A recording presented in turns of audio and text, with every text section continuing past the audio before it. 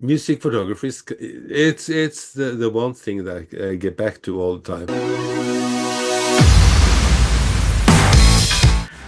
Hi, welcome to Music Behind the Lens.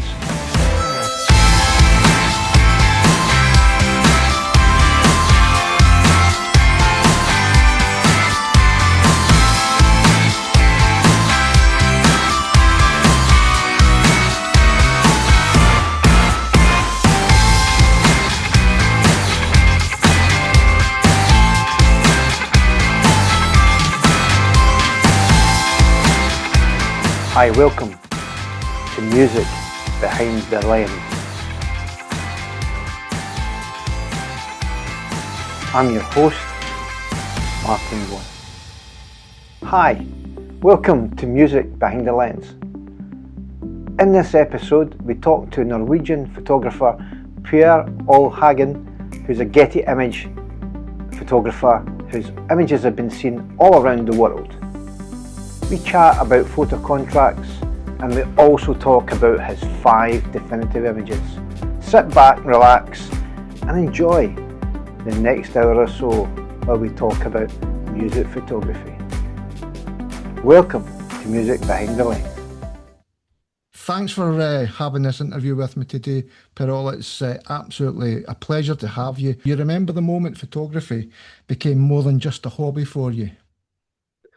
Well, I haven't been doing photography for more than about 25 years, and I started out with not a very good camera, analog camera, but then when the digital cameras came, and of course when Canon introduced DSLRs in 2002-3, something like that. Yeah. I bought the first one and didn't have any very good glass, but then I started kind of seriously trying to learn it. And after a couple of 2-3 years, I decided that yes, I want to do this more than just as a hobby. And because I worked with music for all my life. I am educated as a musicologist, and I've been teaching at schools, high school, mid grade, and also at the university. I taught rock music and rock history at the University in Oslo for as a part-time for many years. And then I worked in the Norwegian, the NRK, the Norwegian Public Broadcasting System. I was the head of music of NRK P1, which is kind of a Norwegian equivalent to BBC Radio 2. Okay, yeah. So I did that for several years, 16 years. And during that time, we also started using the internet for that was in the 90s. And I wanted material for our website for P1's concert transmissions. We did a lot of live concerts, and I soon found out that you can't just find something on the internet.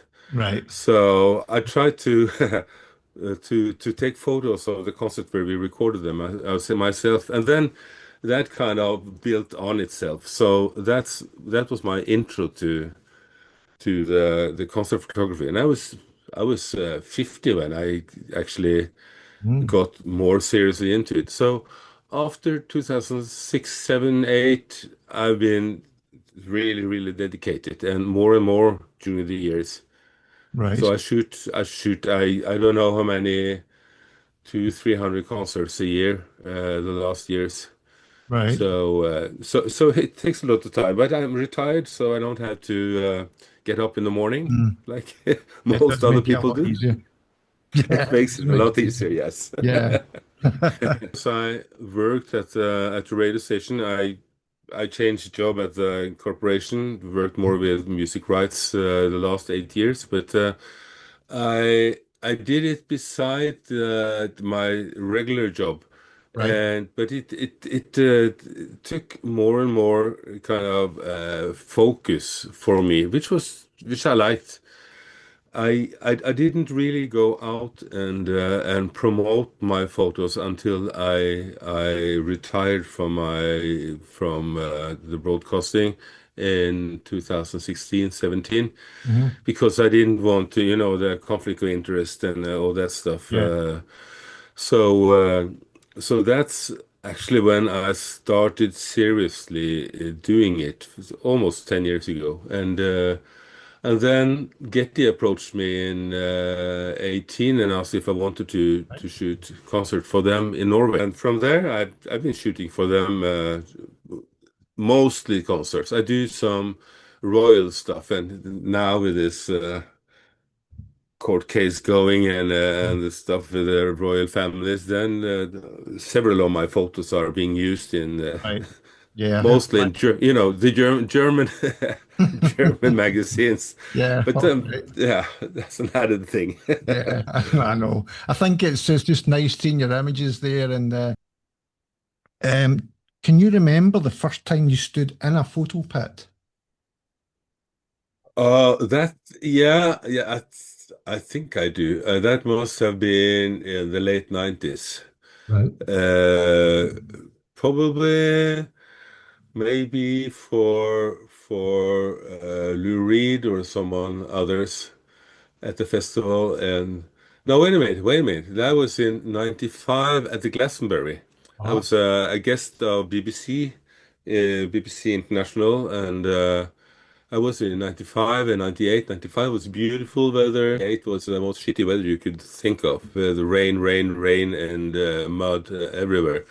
But we were backstage, so we were allowed in the pit just from backstage.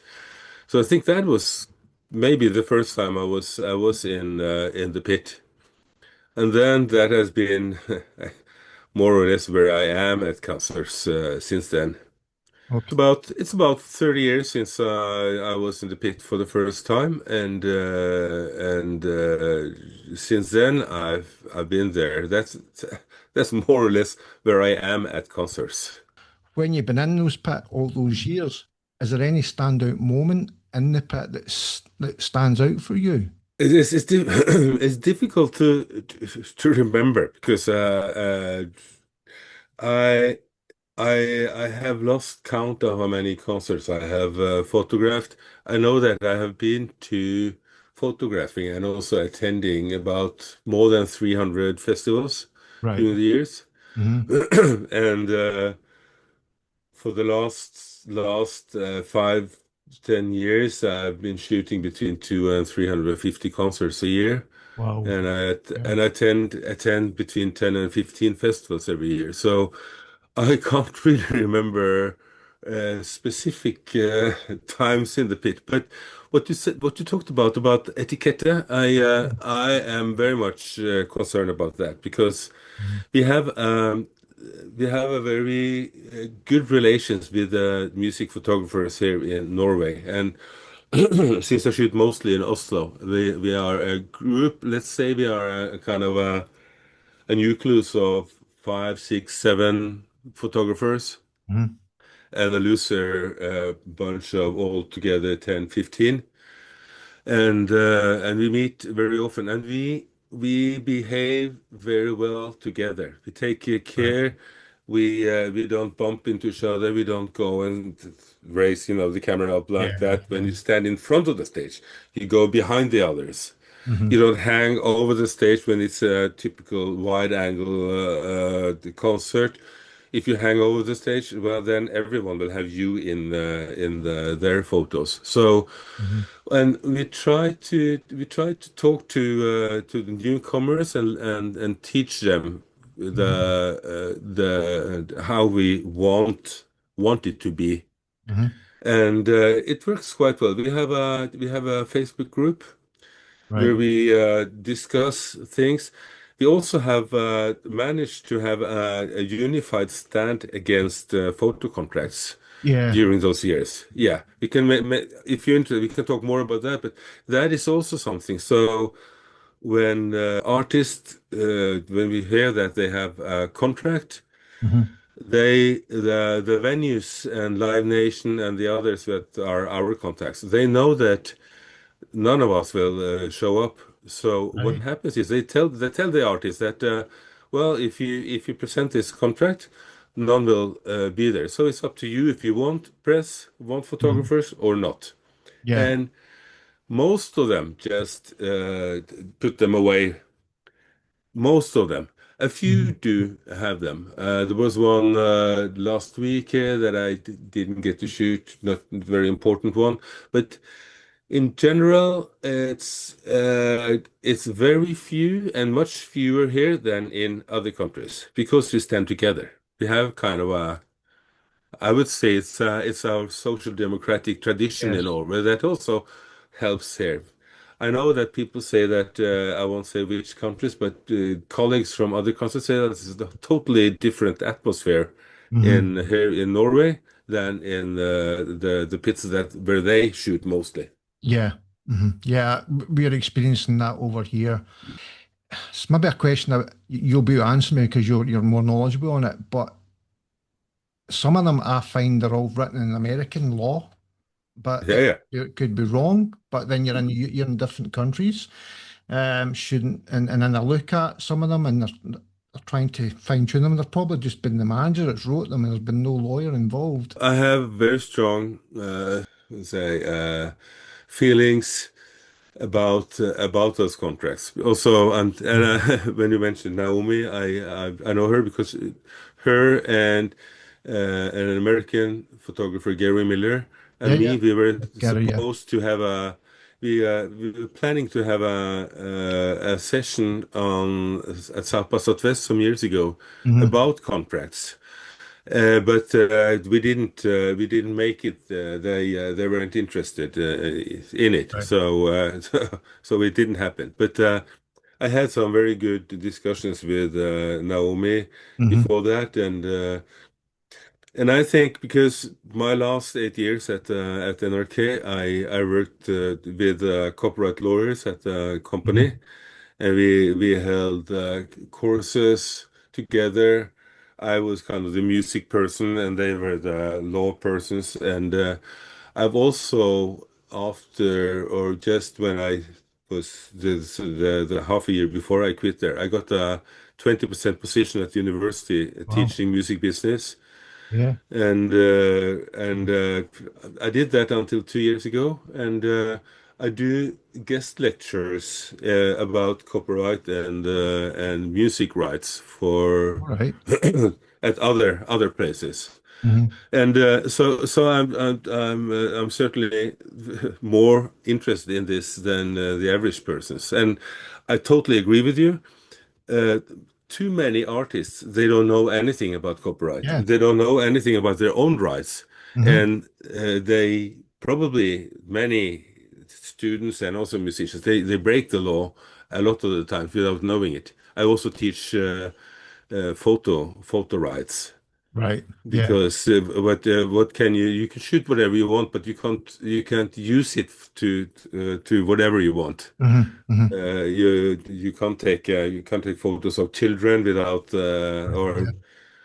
posting photos of children. That's the important thing. You can shoot whatever you want to, but Mhm. how you post it or use it is a totally different thing. Yeah. And when it comes to AI, I am kind of personally, I'm totally against generative AI. I Yeah. see people have fun on the internet and on Facebook and everywhere, and some of the political satire, I really like it. I laugh Hmm. of Hmm. it, but I think it's the main danger is that the you can see the border between what's true and what's not true is getting very diffuse. You never know what's true, and that goes also both for written things and also photos, mostly photos. You never Hmm. know after a while, is this true or is it not? Yeah. And to me, generative AI it should be banned Yeah. to be strict.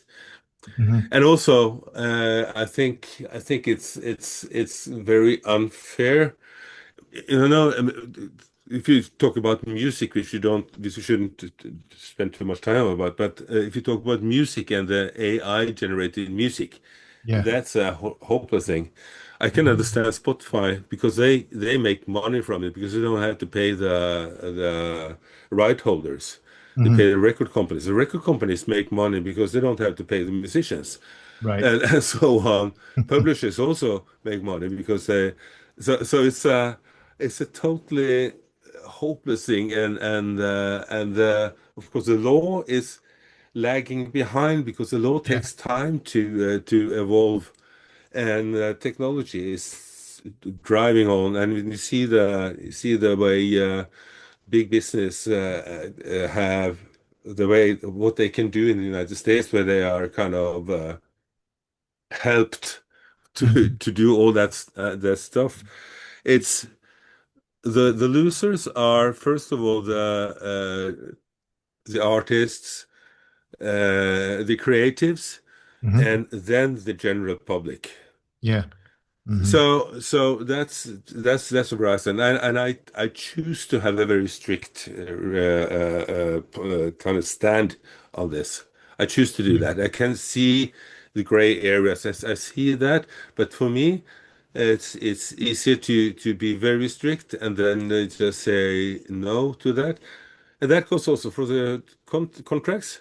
Mhm. I know that from my job when I was writing contracts for the artists that we recorded at Right. concerts, and sometimes we sent our contracts to them, and I got it back. That was in the fax time. I All got right. it Yeah. back Remember them. signed kind of before, almost just a couple of minutes after I sent it. And to me, that said that well, they didn't really read it. They just Uh-huh. signed it. And I thought, ah, All shouldn't right. they just read it and see maybe they have some questions about it, but they didn't. So, All right. Yeah. Yeah. I mean, it's a yeah, bit like you go for a bank loan. They yeah. give you the paperwork and you sign it, and then you suddenly realise that you've been charged more interest than what you thought. But yeah, it's And your first child and your yeah, yeah. grandmother. I know. Yeah, and then oh, that money goes is going there. Oh, I thought I was getting. Yeah. So the next section of our little chat is the pressure. I've got Hmm. four questions in that section. So the first one. What goes through your mind when security says, or your box office, you go and collect your pass? They usually say 3 songs, no flash. I I had opinions about that when I started out. I thought, oh, why in the first three songs they're not sweating yet and there's no action. But then uh, I have kind of learned to live with it because that's how it is. That's how they want it, Mhm. and you can say from the crowd's side to have us standing there blocking their view for half the concert. I think it's many times I've come into the pit and especially the kids in the front row, they say, "Oh, can you please move? Please don't stand there."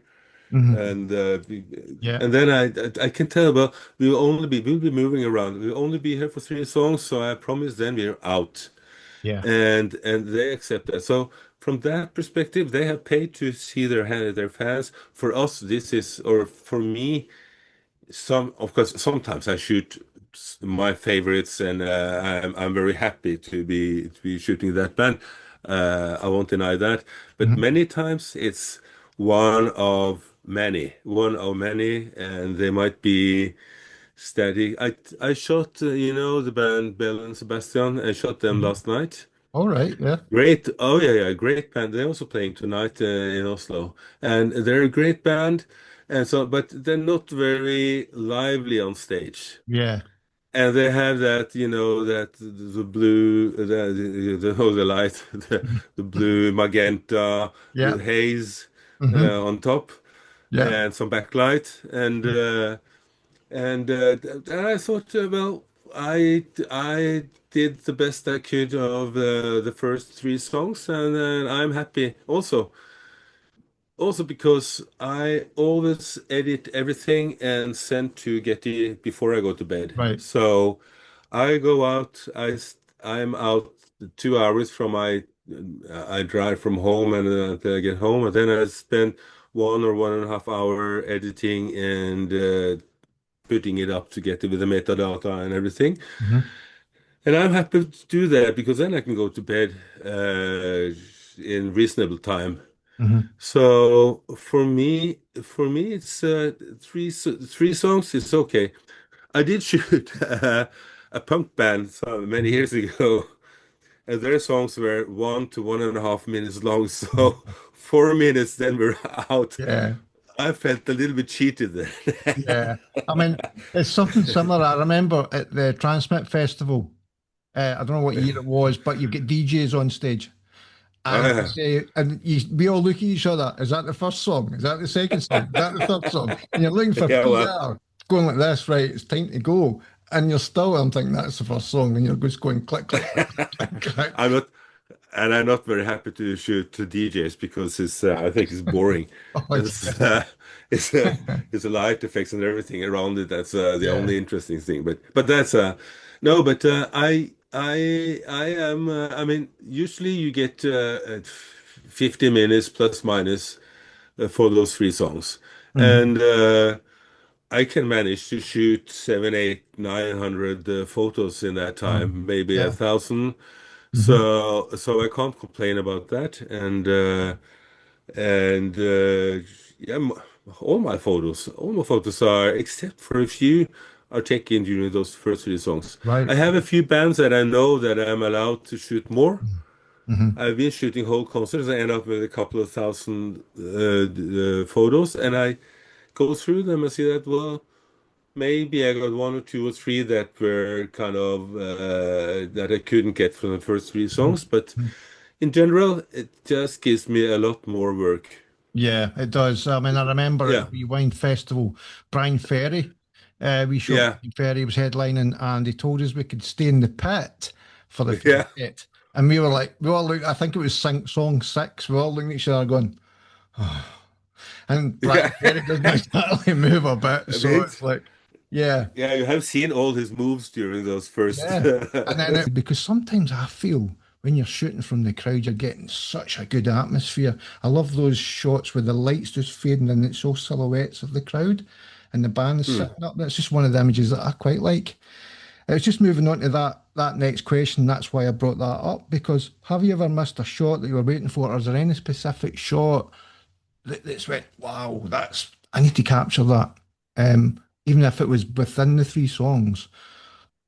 No, again back to that I'm shooting so many shows, but I have some bands that I know, and I have been allowed to shoot more than the three songs, Hmm. and and especially some of them, but I know that either the singer is a jumper or there's one of them is kind of crowd surfing Oh, or yeah. something like that. Hmm. So when I have that, or also sometimes I'm allowed up at the back of the stage to Hmm. shoot towards the crowd, uh, which is good, except when they use a lot of smoke, because then you just Yeah. kind of see the smoke. Yeah, a little bit But yeah, silhouettes, and you're trying to work. yeah, you Who's stand that? there waiting through Yeah, the I know. fog. And that, but yeah, I mean, especially if you're at festivals, I know that I find when I'm certainly wiring through to the agency because I shoot for Shutterstock, Yeah, and they'll be the same as Getty. And then you'd phone the office and say, right, I'm sending so many images through. And I had one occasion, I was working for a different agency, and they were looking for a Rick Astley image, and I couldn't get internet. And you're like, uh, bang, bang, bang, and it just wasn't going through. yeah, And you're like, that's pressure. And you're going, and I always remember speaking to the photo editor the next day. He was frustrated because I didn't get the image to him. And he says, I was at India once and I didn't have anything. And I got a coat hanger and I put a bit of wire next to it and I stuck it up in the air and I got that image to him. And I was like, okay, that was my beginnings. I learned a lot from him. And I just thought, that's pressure. They needed that shot for the press the yeah. next day. I remember once at a place called Stubbs, which is an outdoor venue. It's a very nice outdoor venue, 2,500 capacity. And I was shooting Rafael Sadiq. Right. And I have a photo of the pit when after I went out of the pit. I took a photo of the pit and Rafael on the stage Hmm. just to have as proof because I don't know how many we were, but 40, 50 photographers in the pit. It Wow. was a relatively wide pit, but still we were just standing there. There was no possibilities of moving. You couldn't Yeah, move yeah. anywhere. You just stand there and do your best. So it was, it was shoulder to shoulder, and that was probably that one, and also at the same venue another year with REM. I Okay. think it was almost the same there. That was the most kind of heavily populated pit I've ever been to. Yeah. But luckily, no crowd surfing and stuff, Hmm. because that is a hassle. I think Yeah. some of the we have a big festival here in Oslo in June called Tons of Rock, Yeah. and I've Hmm. been shooting there since it started in 2015, 14. Hmm. I had a concert photo workshop there the first 3 years that I led, and and now they moved to a huge outside area in Oslo. So it's about 30 30 to 40,000 capacity every Wow. day, Yeah. and some of them I'm not sure which bands it was, but was one of the best. They had, I think there were around 100 kids that crowd surfed during that concert.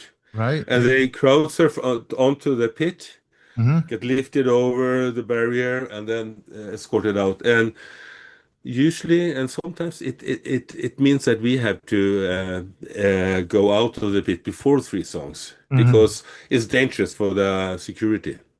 Right. There's one thing I want to say when you talked about security and the pressure. I my advice to new photographers, concert photographers, is that security is can be your best friend or your not necessarily your worst enemy, but yeah, Hmm. it can be a problem for you. So behave, be nice to them. When they say that now you have to go, it's not that they don't like you, it's just that Yeah. you have to go because they have some other responsibilities than we have. And Yeah. I always, when I come to my regular festivals, when I go before every concert, the concert starts, I go down and I talk to the security guys. And since I'm an old guy, Mhm. they recognize. So I know many of them. We are very friendly with them, and I know that they know that they can trust us, that we don't do anything Yeah. stupid. Yeah, yeah, that's good. That's a So good point. That good having a good relationship with the security. If it's a regular area, regular venue, festival, and like I said, it's happened to us where we've been in the pit. We're supposed to get 3 songs, but the security have told us now you have to come out in the first. You just go. What makes you feel calm in those situations, do you think? I think when the concert starts, if it's an intense concert, which most are, Hmm. I get in the zone. So I notice I have had a couple of occasions where I'm also reviewing the concert and writing, and the first 3 songs is a blur. Yeah. I can't say anything about them except I can look at the photos and say, okay, I was that Yep. song and so and so. But so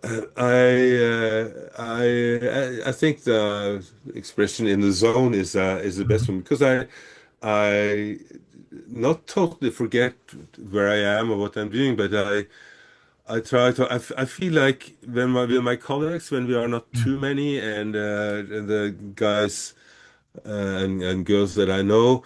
I feel like it's kind of we do a kind of a dance in the pit. Yeah. We go beside each other, we tap slightly on the shoulder, and then we give way to each other. And So it's kind of a dance, and I really really like that. The craft, we talk about what gear do you use and has your gear changed the way you see a show and what kind of gear do you use, first of all? Yeah, I'm a Canon user. I started out with Canon, or before that, I have those compact cameras with Hmm. a zoom. I had a Fuji and also a Nikon. Hmm. But then when the DSLR came, I've been total Canon. My last series of DSLRs were the 5 Hmm. 5D Mark. I think I had Mark 2, 3, and 4. I had Hmm. two Mark 4s at the end of the Right. DSLR period. And I I changed over to mirrorless when Mhm. the 6 R6 came up. All So right. I had the R6 Mark II, and now I have two R6 Mark III. Right. I also bought when I had my 5Ds. I Hmm. bought a 7D, All right. Yeah. which is a crop camera, which Hmm. I used for because I I live in Oslo, quite close to a bird sanctuary, and it's a small lake, Hmm. and I like to stand there. That's the closest I get to Zen meditation is Yeah. on Sunday mornings meaning 11, 12 for me. Hmm. I stand there with my long lens and waiting for a duck to land in front of me. Just waiting for it. Yeah. That's the same thing that you're waiting for it. Yeah. I have several shots like that, but I'm waiting for the perfect one. So Oh, yeah. I have that, and that 7D was very good, except when I started with mirrorless. I had one R6 Hmm. Mark One, and then I had a not 77 but a 90D, which is kind of the same. But and in the pit with two cameras, and then I had to change the settings, and I was so confused, so I mixed it up. Because of different settings on them, so I Hmm. found out that was hopeless. But the crop camera, I have an R7 that I use for birds now, All right. and it's also good for front of house shots because Right. in general I hate front of house because Yeah. everyone gets the same angle and everything, but sometimes you have to. So I have the 100 500 millimeter Hmm. lens for long shots.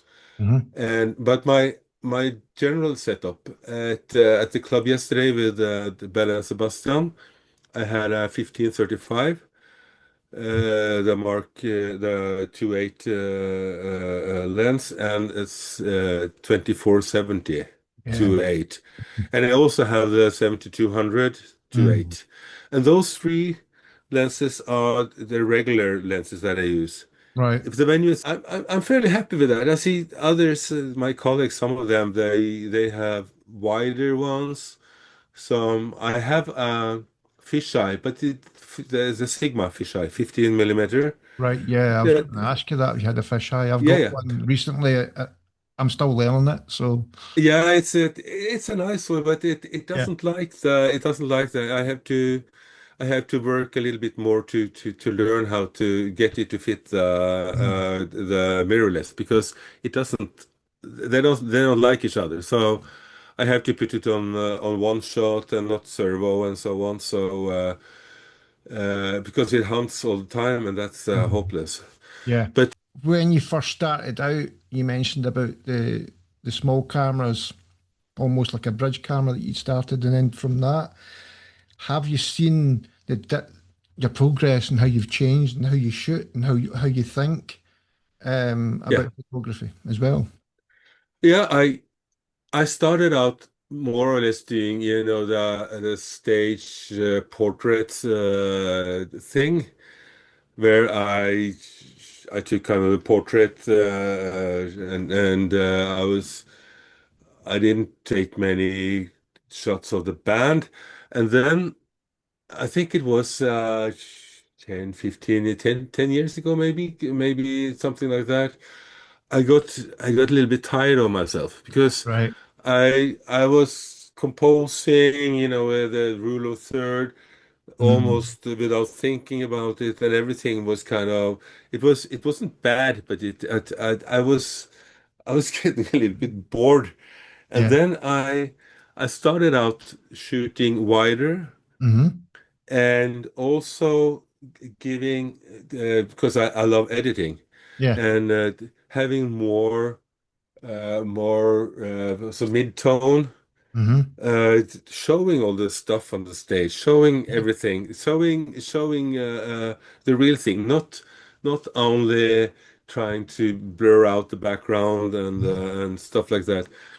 And also, when I started shooting for Getty, they don't accept any that you can't delete anything. You can't Right. Yeah. Hmm. change. You Too can much only control. do Yeah. yeah. You can do what you can do in a dark room, Hmm. which is quite a lot actually. But still, I can't take away a microphone standing in and so on. So I work more on composing Hmm. before I shoot. Yeah. Or at least I try. Sometimes you don't have the chance, but I always shoot burst. Yeah. And Good. but I do more. I see that on some concerts I use more 15-35 and 24-17. I see my colleagues, some of them have the 7200s, Hmm.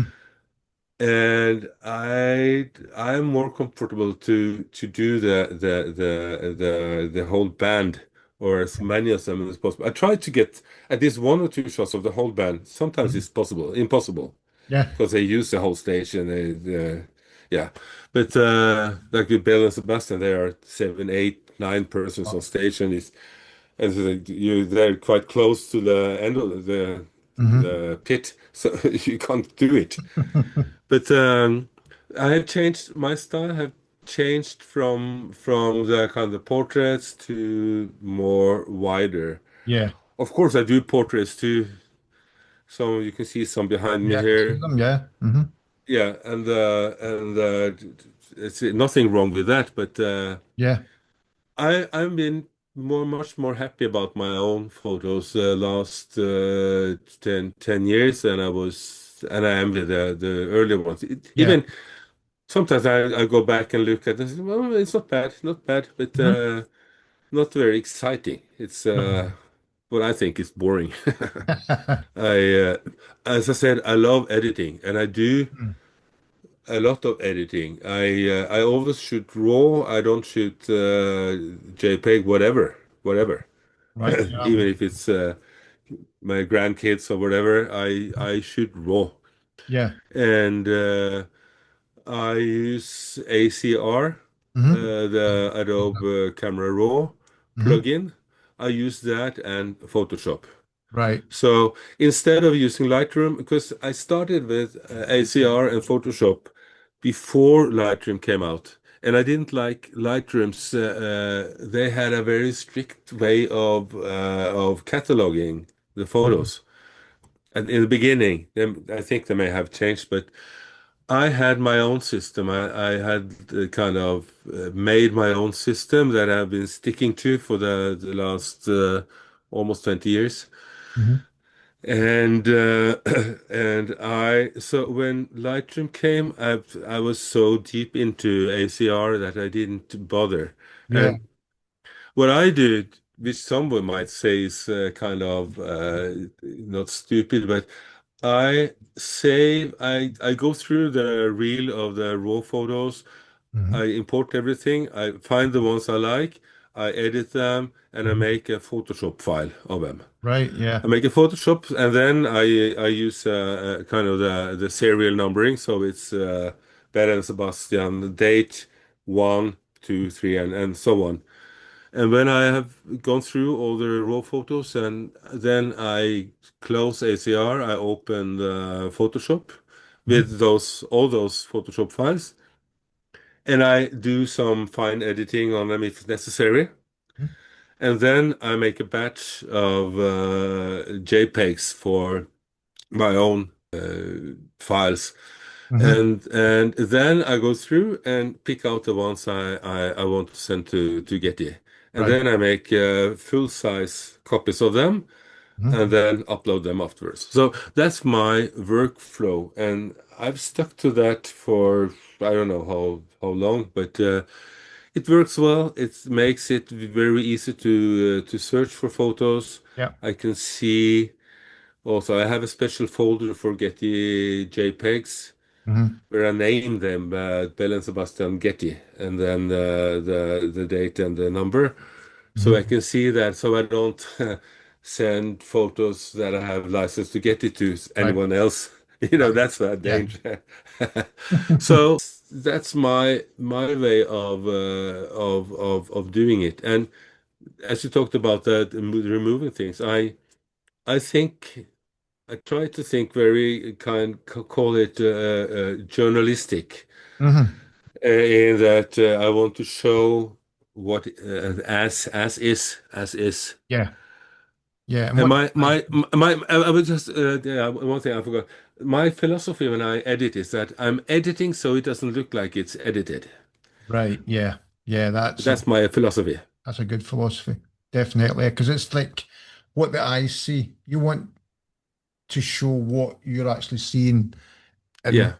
the at the concert, to make it, oh wow, that looks amazing type of thing, Hmm. rather than make it artificial. So, but yeah, we'll go into your images. I've asked you to choose 5 images out of all those pictures Yeah. over the years, and I think that's a difficult So thing. that's the first part of this this session, to find those five. But yeah, I tried to make them represent something. Yeah. I mean, there's 5 images here. I'll put them on the screen. It's a beautiful picture. So tell me a little bit about this one then. Yeah, that was at the concert at the Notodden Blues Festival in 2004, Hmm. and I've been when I went to high school, I played in a band. We were kind of a blues progressive rock band. Played the guitar, and I had three favorites, or heroes, I would call them, and that was Peter Green, who played with John Mayall before he started Fleetwood Mac, and then it was Mike Bloomfield who played with Al Cooper and the Super Session and stuff like that. And the third one was Steve Winwood, who played with the Spencer Davis Group, and then Blind Faith and Traffic, all that. So and John Mayall was one of my really heroes, and we played several of the Mayall songs. John Mayall has had so many guitarists in his band. He had Peter Green, he had Eric Clapton, of course, before Peter Hmm. Green. He had Mick Taylor Wow. Yeah. and Coco Montoya and Hubert. No, it's yeah, mere names. But his last guitarist before he died was Carolyn Wonderland, who's a very good friend of mine in from Austin. So Mhm. I kind of followed him since the 60s. And this one, there was some other people. This is an example of how I did my photos in the early days, because I have deleted stuff around him Right. Okay. and made that black Or the black black round bit. background. Yeah.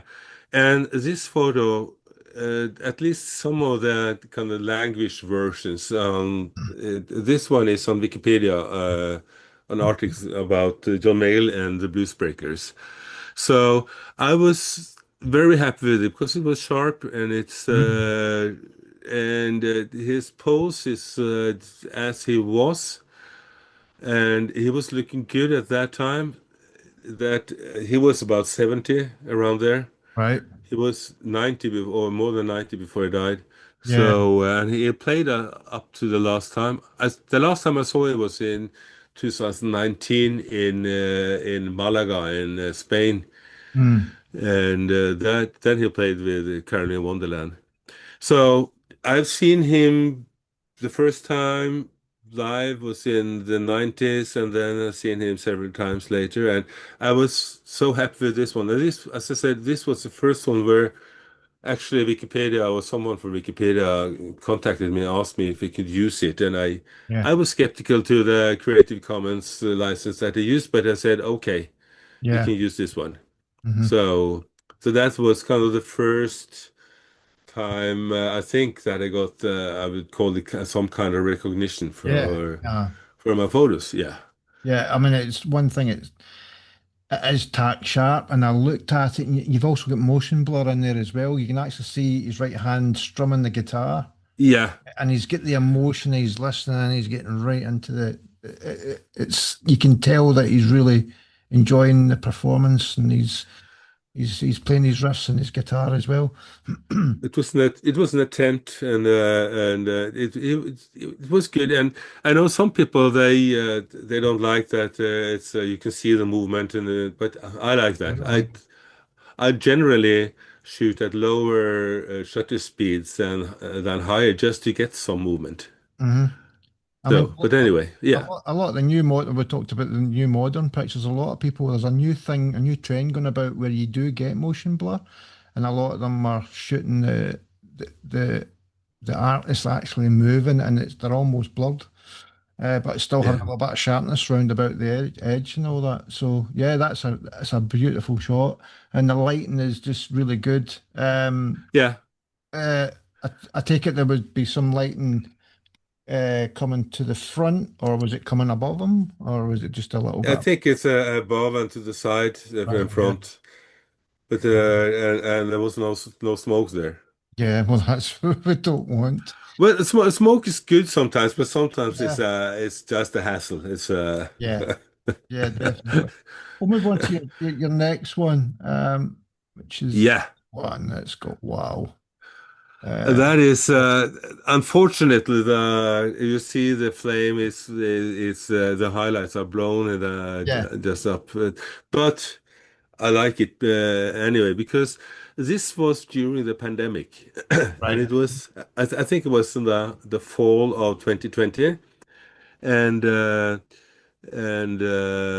what happened was it was in the summer of 2020. They had allowed that you could be 20 people in the audience, right, and there were some money support for bands to go on tour and play for 20 people. right. Yeah, And this is the band 1349, a Norwegian black metal band, and they did a whole show with all the pyro and everything, and there were mm, 20 people seated four and four at five tables, spread out in the in the at the venue, and a venue that takes about 1,700 wow.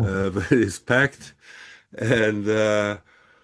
and I was prepared. And of course there was no pit because they didn't have to, Yeah, right. but we Yeah, were standing there. So we were three, four, five photographers. I think actually there were probably more than 20 people on and behind the stage right. working. But and I like that I got that action, except for the blown out highlights in the front there. Hmm. But Pyro, as you probably know, it's really hard because the settings you have to set the Hmm. camera for it. You can't just shoot with regular settings, then No, you blow everything. yeah, So definitely. it's a yeah. So I I have photos that are kind of better technically, but I like the Mhm. action in this one. You can see Yeah, the things coming out from his mouth. spray coming from his mouth, all the.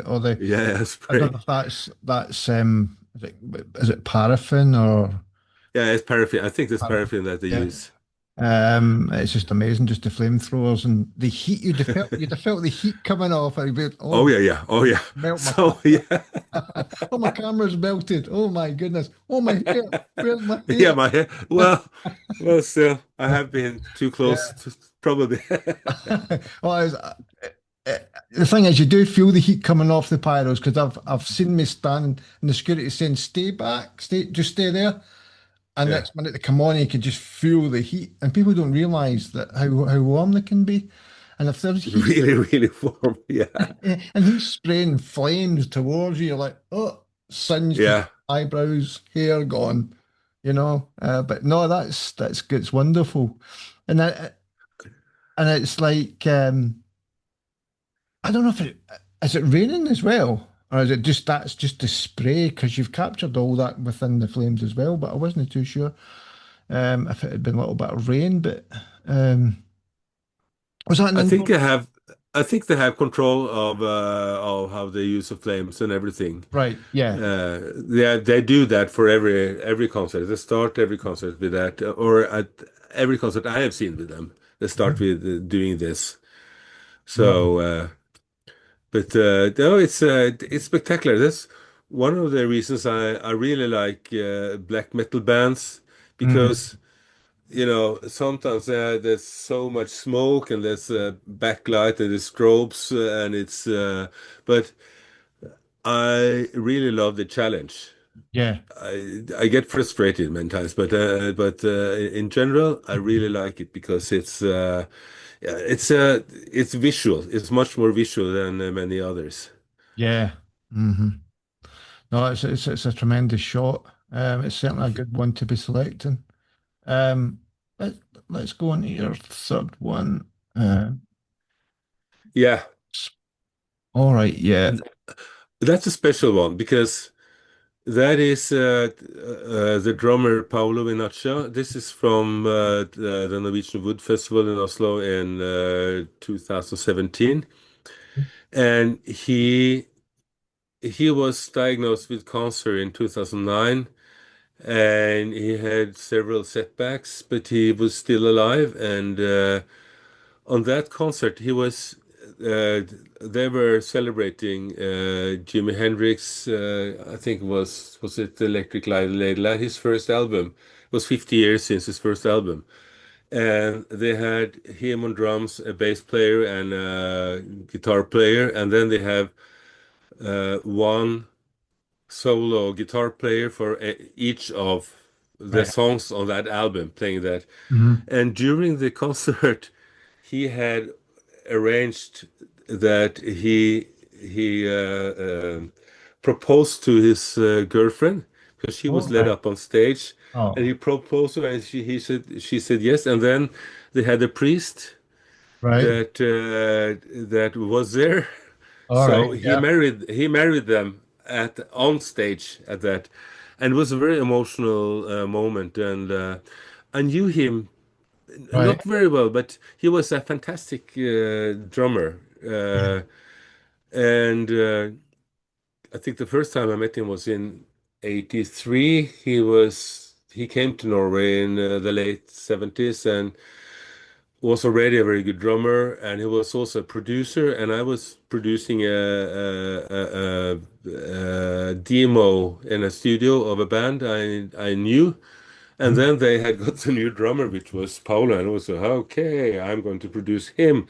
And he was very friendly in the studio. So I have always been friendly with him afterwards. And this was, as I said, kind of a highlight of and the emotional kind.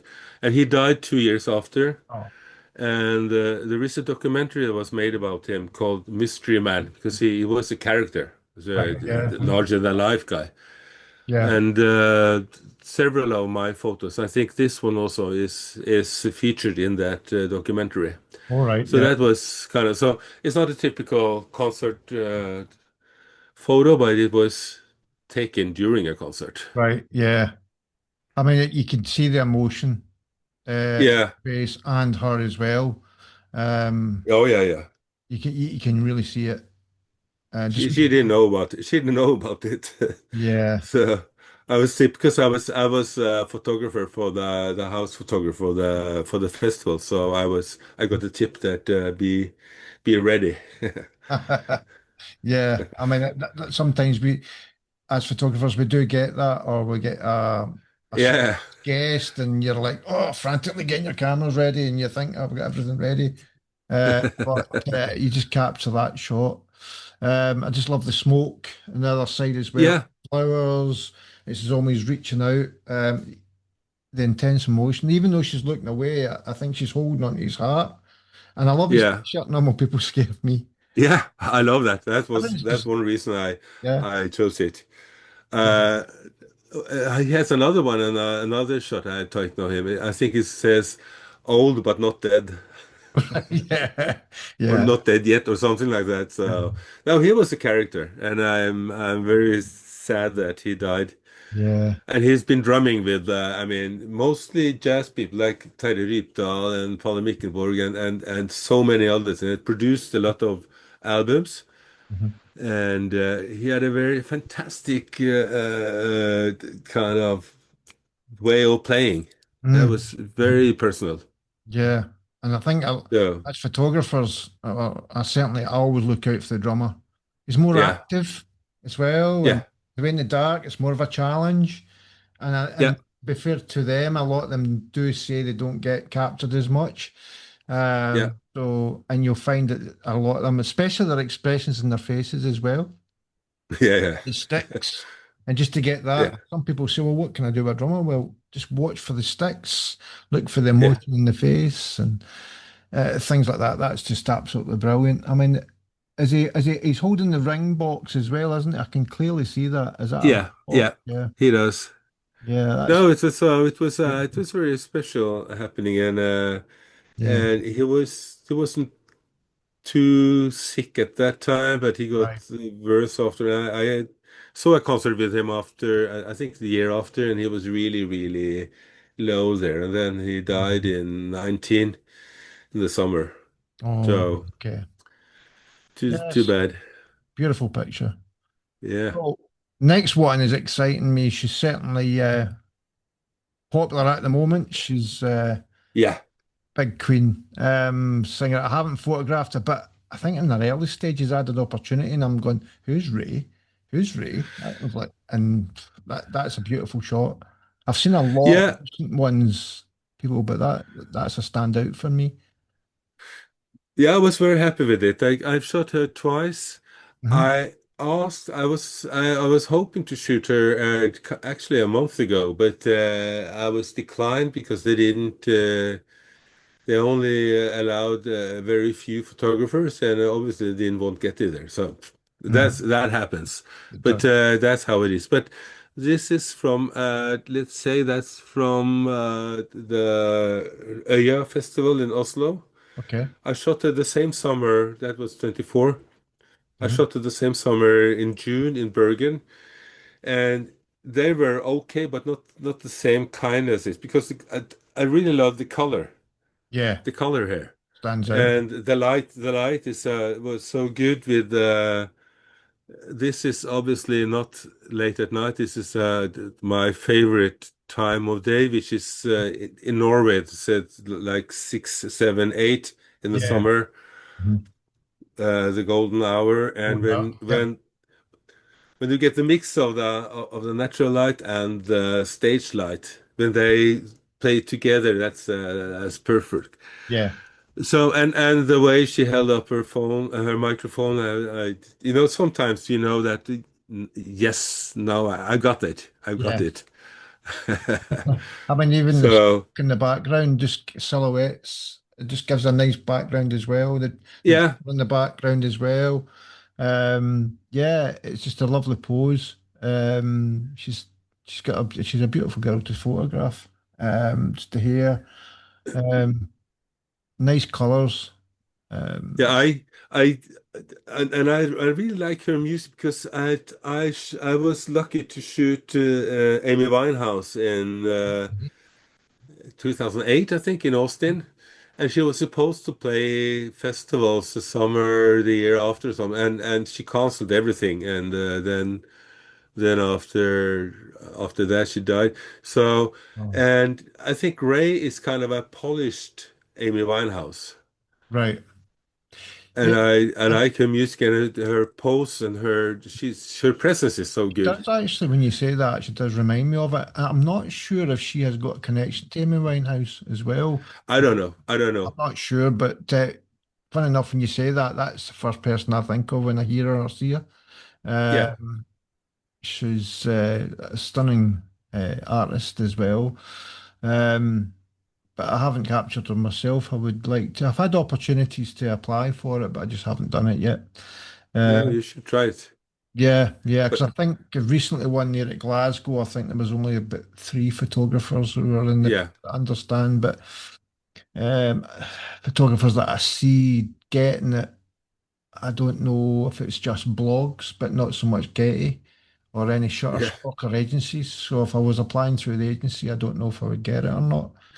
This is some. I had no problems with accreditations at those two festivals Right. that year, but it was just this year. So I don't know.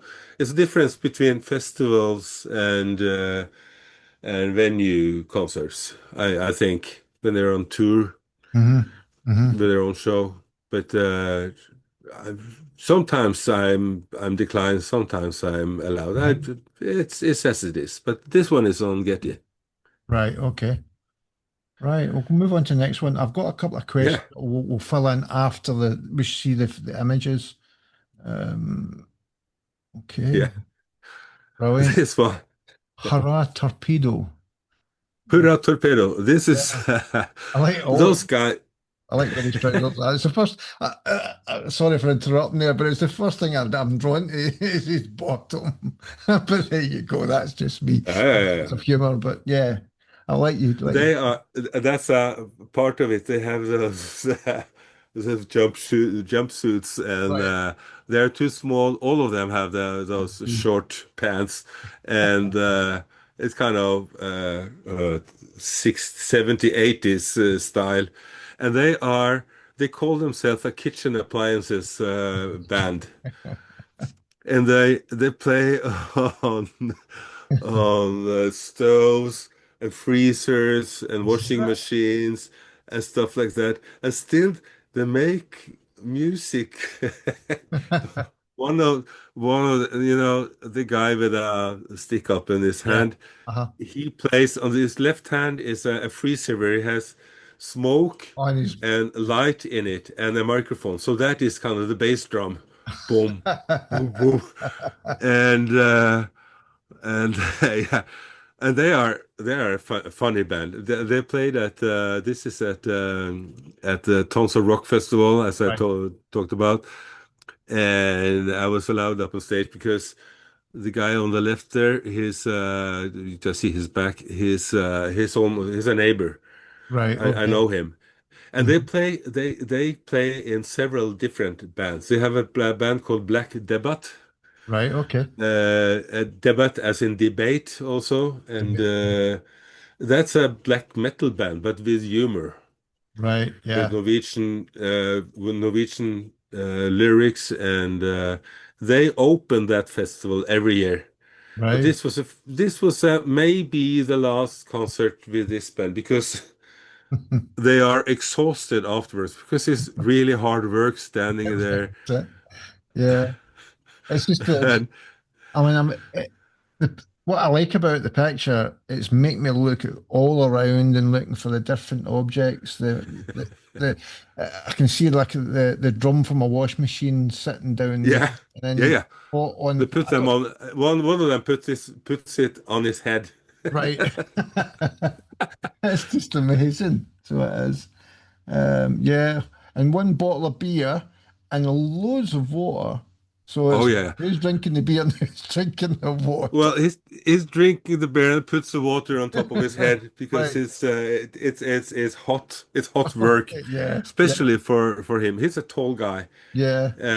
He's also a singer in another band called The Dogs, Okay, which is I've heard of actually the dog. very Yeah, I've heard good. of the Yeah, dog. it's not the British Dogs. Right, It's okay. Norwegian Dogs. Yeah, Right, okay. but the crowd here is about 30,000 something, Hmm.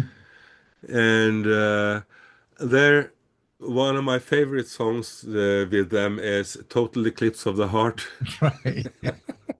because the guy on the left there, he plays the bass. He plays the Right. bass and he sings there. And the other guys plays on all those different kitchen appliances. Oh, And that's just so I have a so that's a kind of a fun shot and a fun band. They were on tour in United States and they raided kind of junkyards before each concert to find the instruments that they needed. right. Yeah. So, No, I just like it, and I think what I like about it is the crowd, and also you yeah, can see the festival names and the big red cross that's iconic for that festival, yeah, right in the center as well. It's just lovely. It's composed really well, especially being up on stage as well. So, because I think yeah.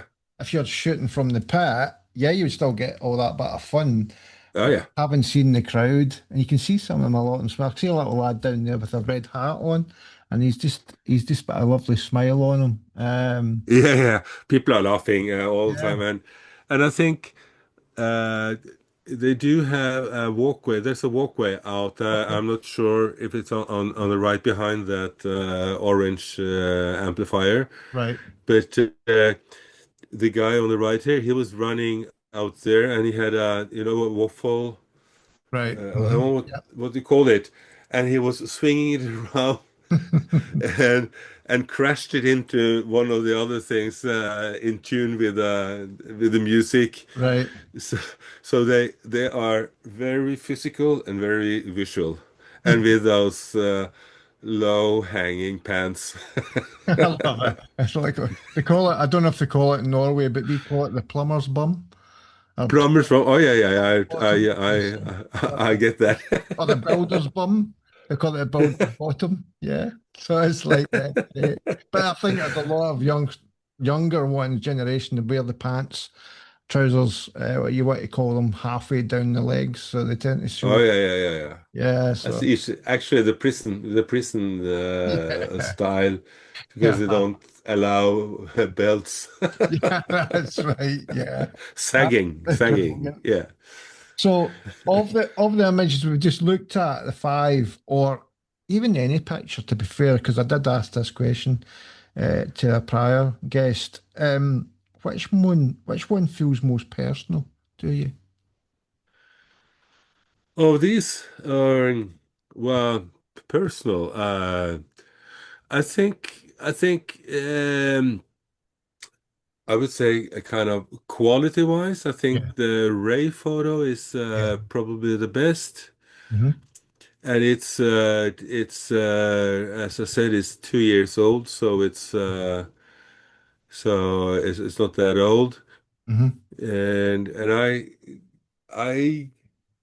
one of my things when I'm shooting is I'm very concerned about trying to get a good composition. Right. Yeah. Composition to me that is the kind of the most important thing.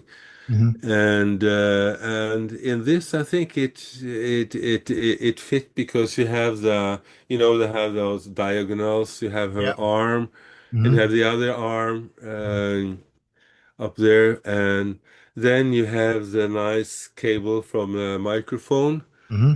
which Yeah. softens the angles, Yeah. and then you have the light behind her, Hmm. which she was placed perfectly Yeah. at that place. And I don't think I don't remember that I did very much editing. I increased the midtones here Hmm. to see her dress Right. Okay. because I've seen another photo from the same concert from a photographer standing just beside me, and I thought first when I saw it, I thought, oh, is that my photo? But it Mm. wasn't, and it was different. But that was darker because Yeah. so I'm more happy with my solution there. Mhm. And as I said, I really liked her music, and she was still quite new to me, and I was so happy to get this one. So I don't know about if that answers the question about personal, Yeah. but that is a photo I like. And also, of course, the ones with Paolo, the drummer, they are all that series, the whole series, and also Hmm. Hmm. from the concert when he played, he was looking at me and smiling, and we had a very good kind of connection. Yeah. They are personal in another way, more, I would say Yeah. private I mean, that than goes on. personal. Yeah. Yeah, it goes into my second question, and you've also answered it. Did you know at the time it was a special moment? So, yeah, you basically answered it there, because those moments are special, especially when you talked about Parallel one. Um, is there any photo that you've taken still surprises you in any way? Or... Yeah, there probably are some that so sometimes I'm surprised in a positive way that, oh, I didn't think that one would turn out so good, Yeah. and it does. Usually I have a good feeling of how things turn out. Mhm. But sometimes, a few times, it happens that I come home and say, "Wow, here's really a kind of a winner." Yeah. And I would say in general, I have quite good control of how things end up, and I can.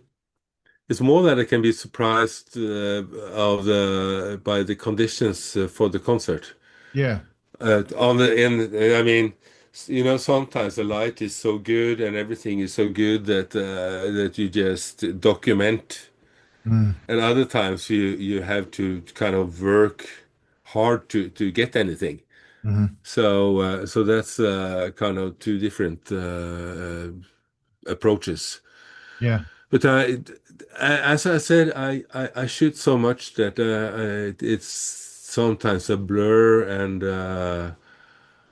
I have to go through my photos to remember what I did last year. Yeah. Yeah. So The very last question in this section of the images. Has an image ever meant more to someone else than it did to you? So someone's went, "Oh, that image is so personal," and you're like, "Oh, I'm not too sure about that one." But has that ever happened? not in that sense, but I have some photos that people are coming back to. I have some of Patti Smith Hmm.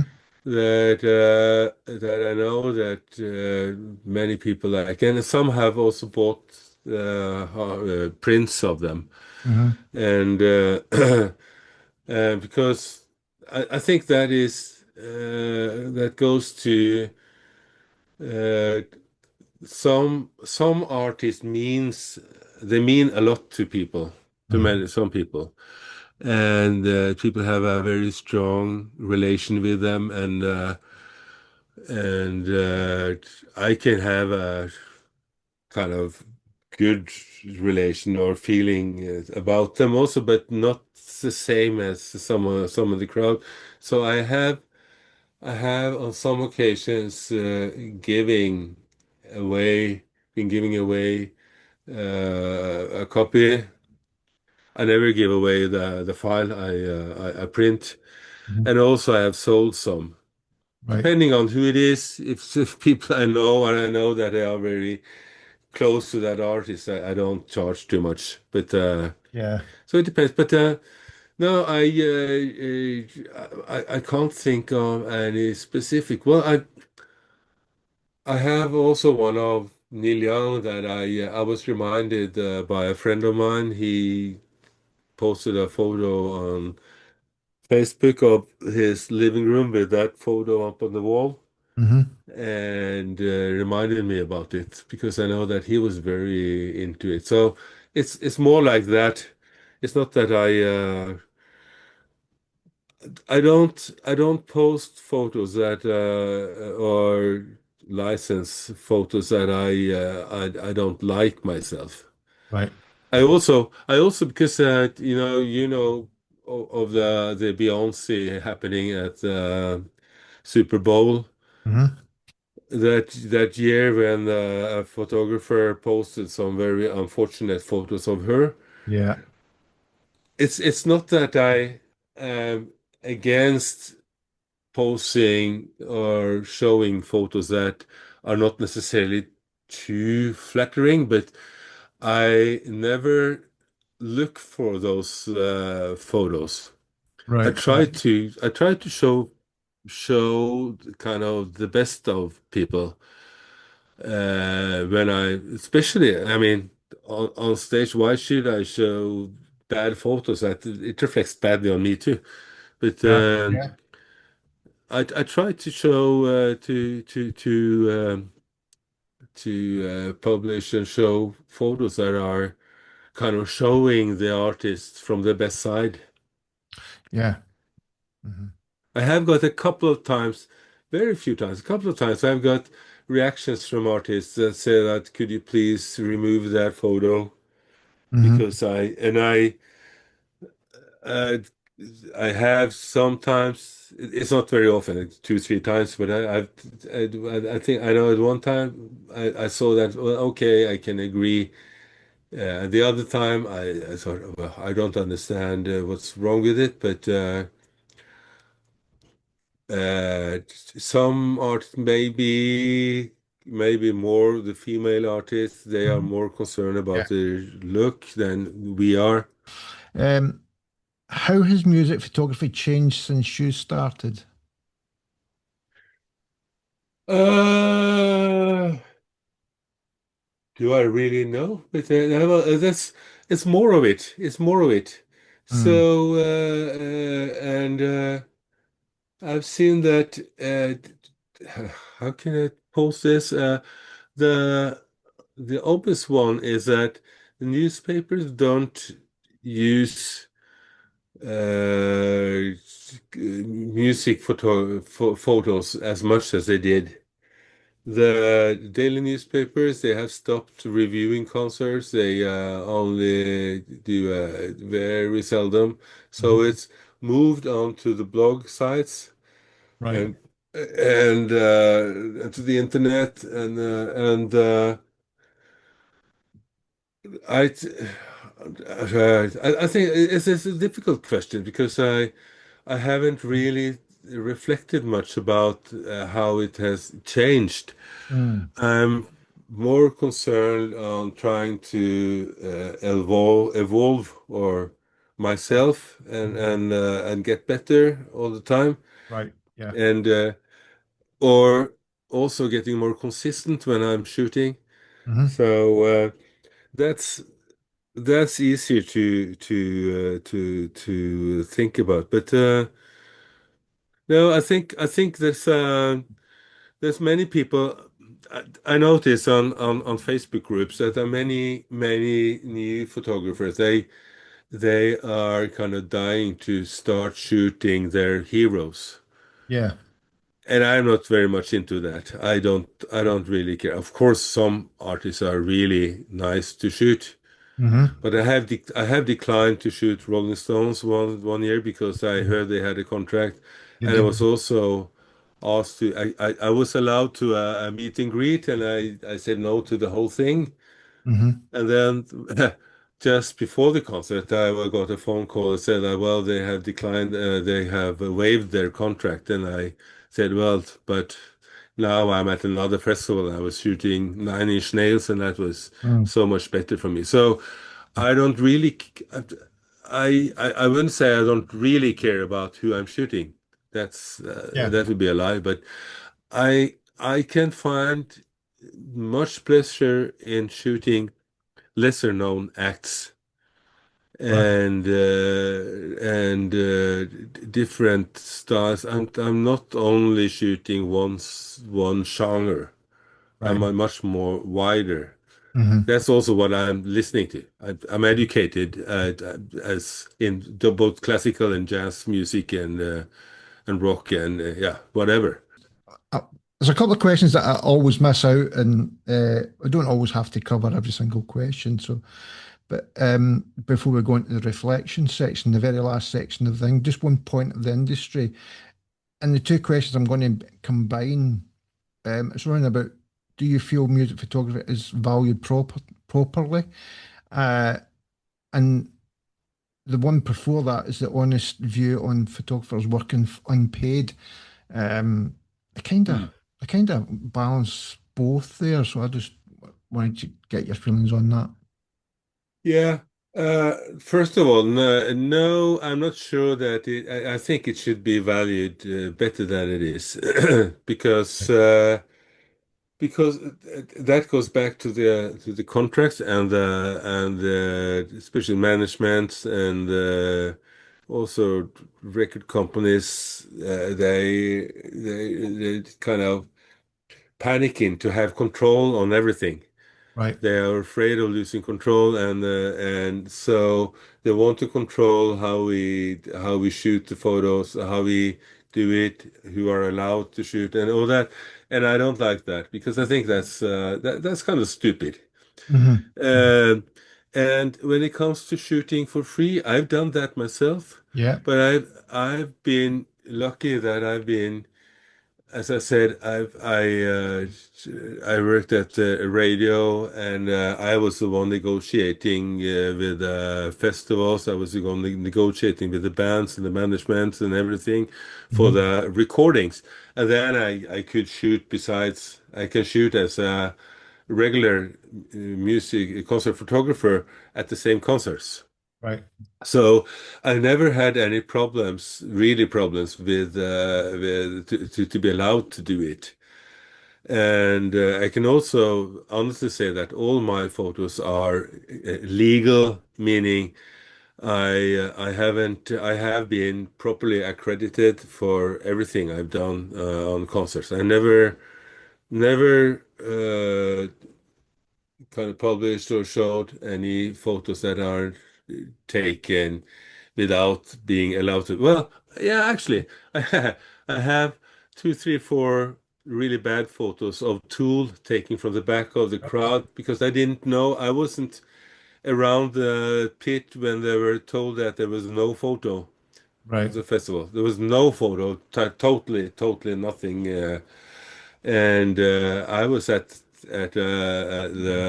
the VIP the tent, and I heard it start, and then I went from the back of the crowd in, and I had my long lens and took some photos there. Right. Okay. They are not legal, but I think that's the only one. Right. So Okay. when it comes, yeah, when it comes to unpaid, it's that's I think it's a very difficult thing because I know that when we here in Norway we are not many who make any money. I mean, Mm. uh, from concert photos, even if I'm shooting for Getty, as you know, it isn't. I couldn't live Mm. from it. Then I would have to shoot much more royalties or celebrities or Hmm. red carpets, which I hate, and all that stuff. And Yeah. I don't know the names of all those new celebrities. So that's a no-no for me. But it's difficult to start out because some people think that, well, if I shoot for free and I give away the photos, Mm. then some of it thinks they're good and then will start paying me. That's not true because what they do is they go to the next one who's if you start charging, then they say, okay, there's another one here who wants to come up in the business, and so it's a bad circle. So and I'm not sure how to get through it. And I know that from the band sides, Yeah. it's kind of the same. If you're a new band, you generally have to pay to play. Mm. And that is a really bad development in the totally the whole music industry. That it's more and more of the money is ending up on the top, and very little of it's trickling down. It's Mhm. like the rest of the society, Mhm. and the willingness to pay for good photography is really bad. Mm. I had a couple of shots for or sessions for artists this week. Uh, People I know also, but that was paid work. But I shot promo shots for them for the website and for press, Hmm. and that I would like to do more of that because then I could I'm totally at a loss in the studio, but I had two LED lights that I could use, Hmm. and we got some really good results. And I've done a few more of those, and I would really like to do more of that Hmm. Hmm. because that's and that is obviously paid. Yeah.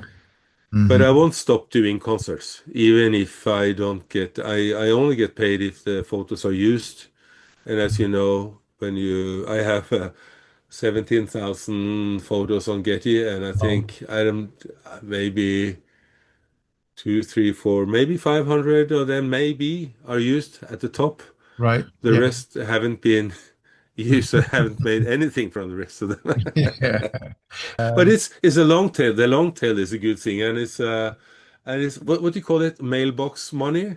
Hmm. So every month, I'm curious, 20th of every month, I check on my kind of internal Getty site and see how much I have made the month before, which will be paid the month after. So I'm always curious to see how that turns out, and then I can see which photos are being used, and I can see no pattern whatsoever except for the royalties. There's Yeah. no pattern there. Yeah. It's so I think to have a big catalog is a good thing anyway. Definitely. Yeah. Yeah. So, let's go into the last section of the interview. Hmm. There's a couple of questions in here, and I've titled this "Reflection." This section. Hmm. You stop shooting tomorrow. What would you miss the most? Oh, yeah.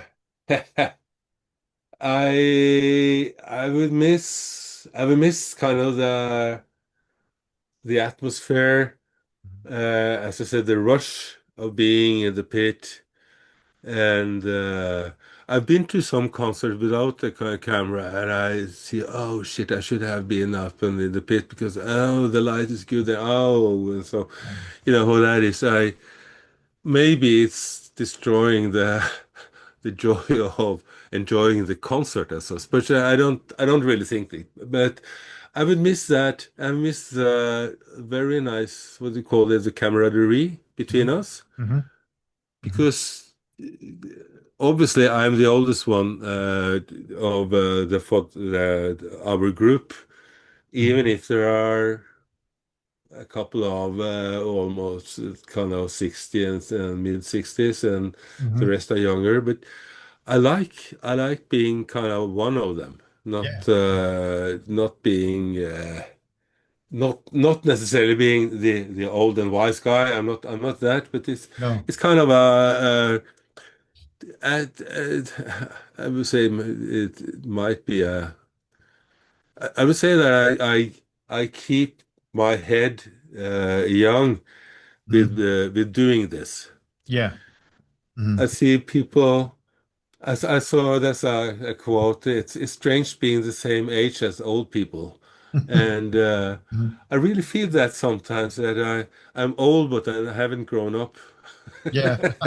And that is a concert photographer. I'm going to festivals and I've been to a lot of black metal festivals, and the people say, "Oh, isn't that scary? Isn't that very loud?" And I said, "Well, they're the most friendly people Yeah. you can ever meet, Hmm. and much better than the EDM crowd and all that stuff. Hmm. They can be hostile. So Yeah.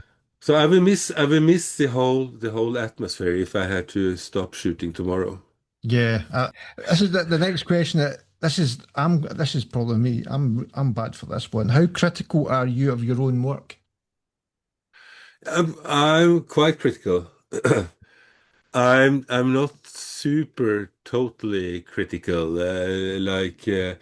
But when I post or upload to Getty, I try to restrict myself Hmm. to the best ones, and generally I post between 10 and 20 photos from each concert. Right. And when I go through the all the raw files from a concert, I can have 300, 400, in general five, maybe four, five, six is the standard. And if there's one photo that I'm not sure about, I leave it out. I'll go Right. to the next one. I when in doubt, I leave it out, and I don't bother. After I've finished editing everything, I go back and I can see in the folder all the raw files and the the side the side file to it. Hmm. So I mark everyone and I unmark those that I have used, Right. and then I delete the rest. Right. I Okay. delete them because I have tried to go through the old raw files, and maybe I found one or two that Hmm. I missed, Mm. but I trust my first opinion that no, this isn't good. So I try to only save the best ones. Um, what advice would you give someone stepping into their first pit? Yeah, I would say first of all, as I say, don't be that guy. Behave. Be polite to your colleagues. Make sure you're friendly with security. Don't, I wouldn't say kiss ass, but be a nice guy and ask for advice for the others because the others have all of us are, I would say, friendly and want we, we want colleagues that are nice. Yeah. So uh, arrogant behavior is never good, and people will notice you in a really bad way. And I think so. I would say that I got some very good advice from not necessarily on how to behave because I was kind of grown up when I started working in the pit. Hmm. And I've been working in the music business so long, so I knew a little bit about it. But I got some advice from another photographer on. He was looking at how I edited in the press tent, and he said if you maybe you can do that and do a little bit like that, then it will be a better composition. And that was really one of the most important feedbacks I got in the first kind of years, Yeah. because then I started to think, yes, I can compose a little bit better, and I can do that. Hmm. So that was really helpful. I've been, as I said, I've been an educator. I was just starting Mm. to teach in the 70s, and I was teaching the kids and the grown-ups and at the university and everything. So I'm so used to trying to be pedagogical. Yeah. So to me, because it's second nature to if people ask for advice, Hmm. to tell them what I think is the right thing to do. Yeah, So definitely. Yeah. So we're on the last question. You'll be pleased to know. What keeps you coming back? as I said, I started out playing music in high school, and I played during the 70s, and then I got kids, early Hmm. 80s, and I didn't have a chance to play so much. I wasn't very good. I was quite good on guitar. I have a bass, and I have an amplifier under my desk. But the later years, I've got arthritis in my fingers, so it's hard to play. Right. And but I have I have kind of the joy of music. I've had that for all my life. Yeah. I started playing piano when I was 8, and I've been so music has been so important for me all my life. And what I found for me, the best thing about concert photography is that I can combine the interest for photography and for editing and getting seeing the results Mhm. and to enjoy music and live music. Live music has been the most important for me. I have all my old vinyls. I have you see the turntable, the real player behind me. I have a Mhm. turntable. I have a DAT player. I have everything here.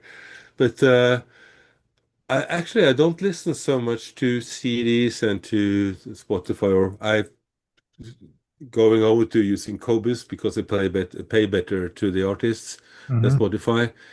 But I don't listen so much to music. I'm very happy to to have everything silent around me. Mhm. Maybe that's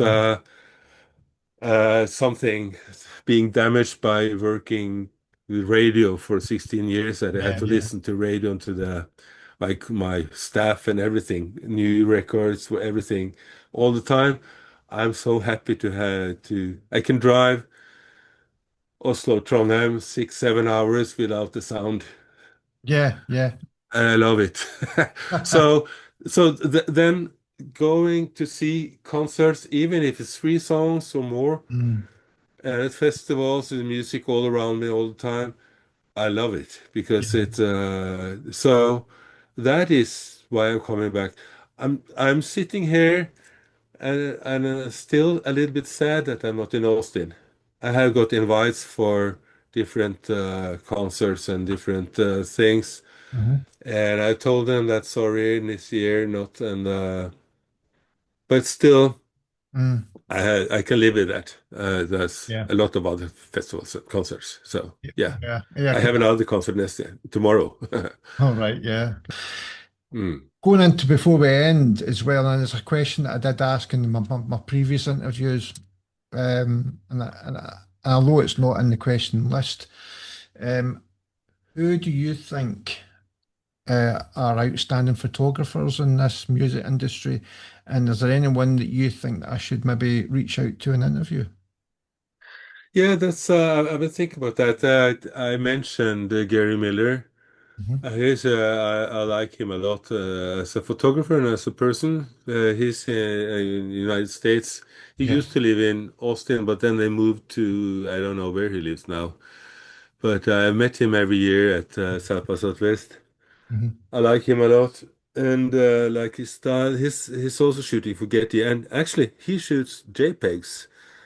All right. And yeah, but he's really, really good at it. Mm. But there's another one. There's a female colleague here in Oslo. Her name is Anne-Marie Forker, All right. Yeah. and she's from Belfast, but she All has right. moved to Norway.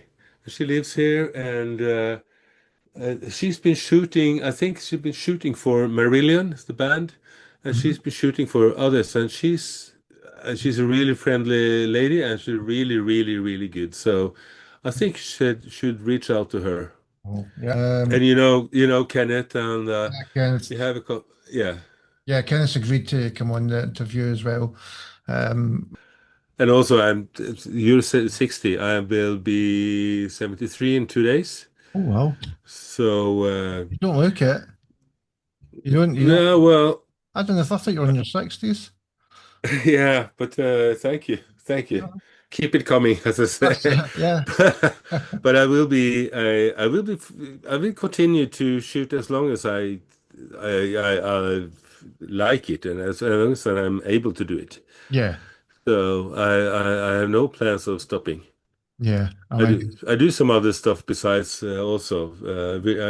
I'm part of an organization that runs a music film festival right. in the fall, and we do some other stuff. But anyway, it's music photography. It's the one thing that I get back to all the time, Mm, and I'm so happy that I'm able to do it. yeah, yeah. So. Yeah, definitely. Anyway, that's great. Okay. Brilliant. Okay. Okay. Yeah. Thank you. Good night. All right, Yeah. Good night. Good night. Good night. Good night.